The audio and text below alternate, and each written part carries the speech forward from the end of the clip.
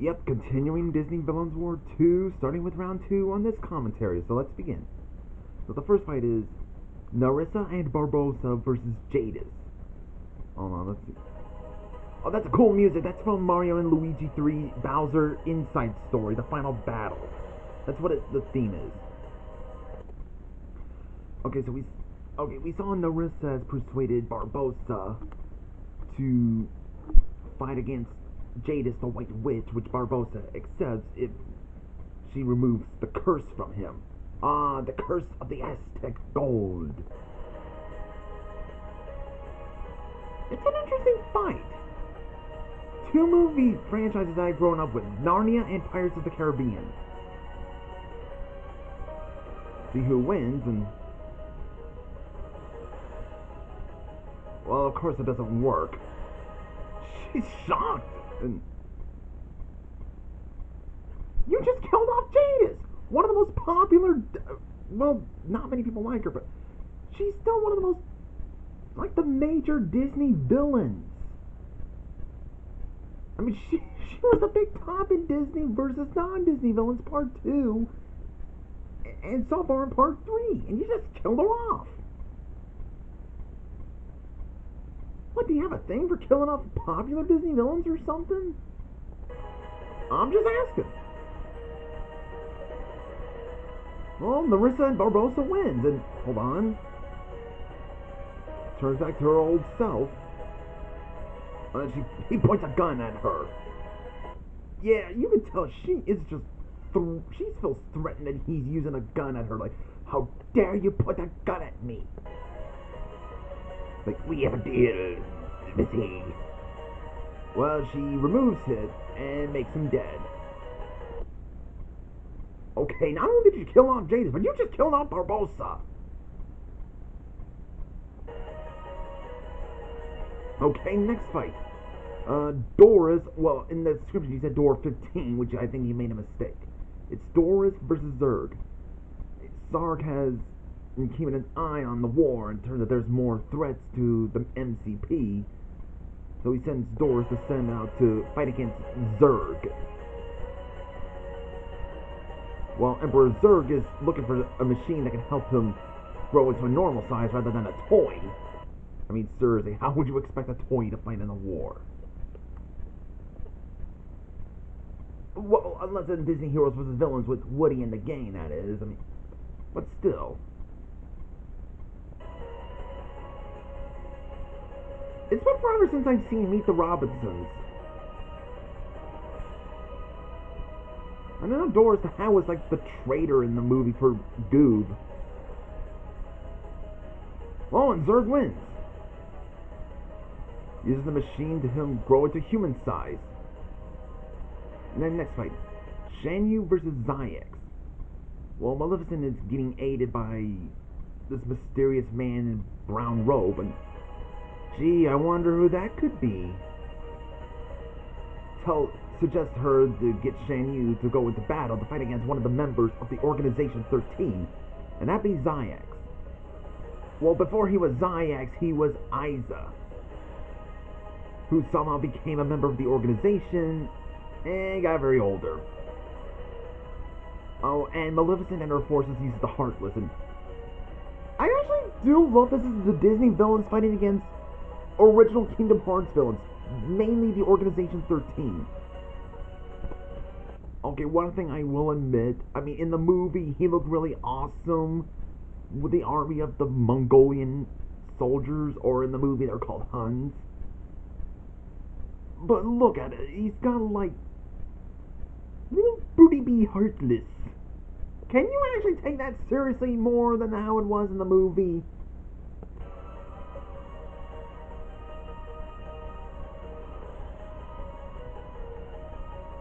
Looks like Zayx is using his power to make an avalanche. Oh my god. Okay. In many Villains Wars, Shan Yu is always getting the avalanche, just like in the movie. And I would imagine how this one with an again with the avalanche. Like, oh no, no, no, no, no, no, no, no, no, no, no, no, no, no, no, I hate avalanches! And Zyax wins! Next fight, Demix versus Pete. Actually, I love how you add in the description. Hold on. This is short because, hold on. It says, wait, I come back on this later. Demix ran away. That's basically what happened. I just want to fight. Okay, next fight. Oogie Boogie versus Demix. The card gambling dude of the organization. Facing off against a Disney villain who is all gambling. Yeah. Seeming to make an alliance with Oogie Boogie, but he's not interested. I actually kind of makes sense for these two to fight. They're both gamblers. Well, Oogie Boogie's all about torture and stuff. He is the boogeyman. Demix is more like the gentleman archetype. And he summons that Grim Reaper Heartless, huh?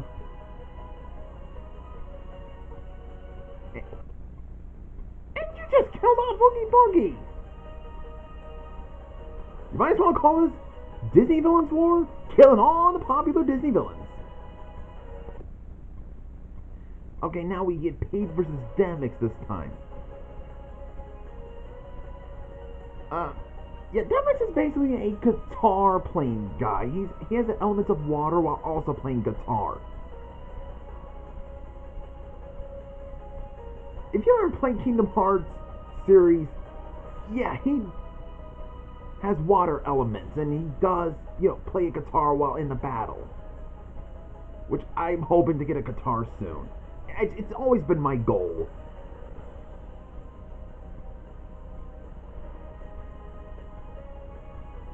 There's the guitar I was talking about. Hey. Well, that was fast. You just didn't give him a chance, dude. I'm a cheater. Oh, yeah, this is what happens to any Organization 13 who get, the final blow. They disappeared. Next fight. Mother Gothel versus Captain Hook. Looks like Captain Hook has already taken over the tower, and he's going to use it as for Maleficent's base. But it also looks like he kidnapped Rapunzel. Yeah, but she ain't scared of that, that old codfish. Oh, he cut off her hair. I love Hook's reaction. Like, what?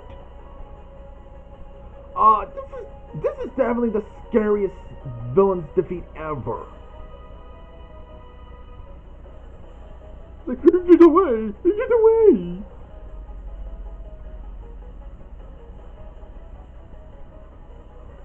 Hey, Timber!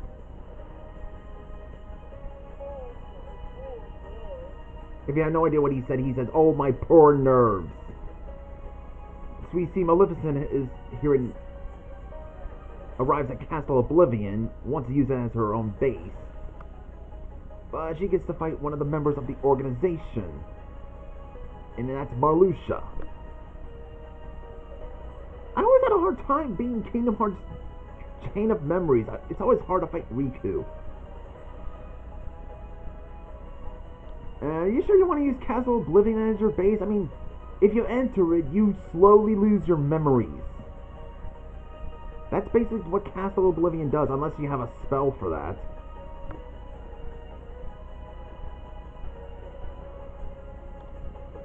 Yeah, Marluxia has, like, a scythe, but also has, like, rose petals go out of nowhere. I mean, come out of nowhere, that is.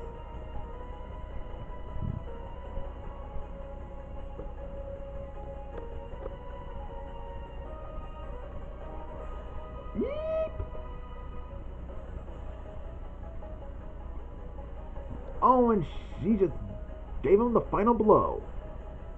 Marluxia is now fading, and Maleficent wins. I guess now she's gonna...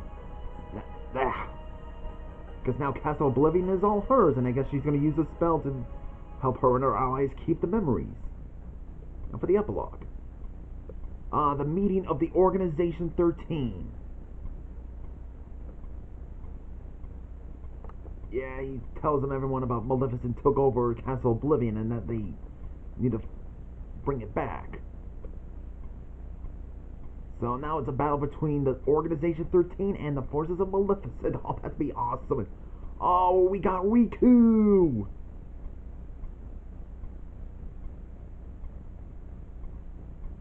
Yeah, he somehow ends up in Castle Oblivion. Wait, are you sure it's not Hollow Bastion? So Maleficent sees her as a perfect to recruit. Aw, just like in Kingdom Hearts. But it turns out Maleficent's spell to bring back Shen Yu, Hook, and Pete have a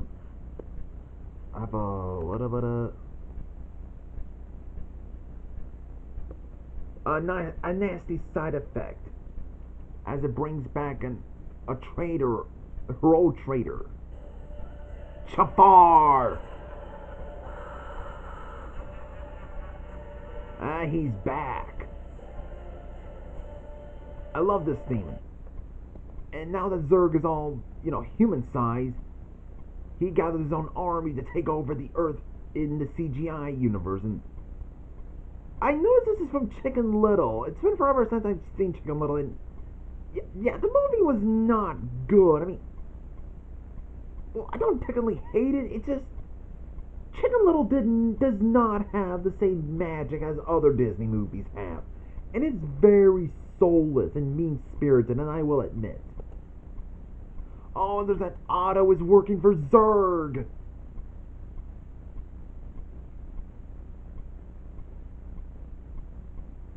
Then we see Frollo has assembled Denahi. This dude from Brother Bear 2. I haven't seen that movie in a long time. I mean, the sequel is... I just don't care for that.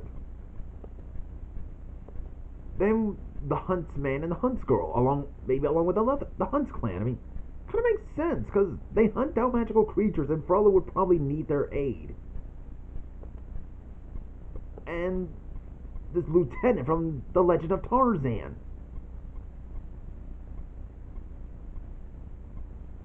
Yeah, a battle between monsters and men.